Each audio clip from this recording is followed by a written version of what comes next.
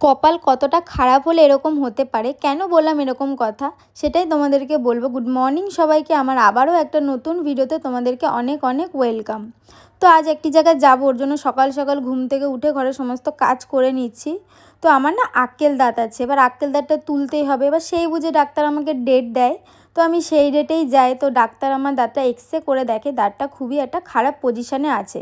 তো দাঁতটা তুললে পরে আমার কি কি সমস্যা হতে পারে, এমনকি দাঁতটা তুলতেই হবে, সেটা শোনার পর আমি প্রচণ্ড নার্ভাস হয়ে যাই, আমার হার্টবিট খুব বেড়ে যায়।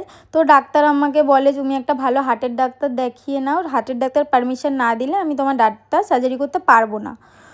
তো আমি সেই বুঝে দাঁতের ডাক্তার থেকে পৌঁছে যাই হার্টের ডাক্তারে। তো আমি হার্টের ডাক্তার দেখাই, তা উনি আমাকে অনেক পরীক্ষা নিরীক্ষা দিয়েছে, রক্ত পরীক্ষা প্লাস অনেক অনেক পরীক্ষা। তো এখন আমি সেখানেই যাব সব টেস্ট করতে।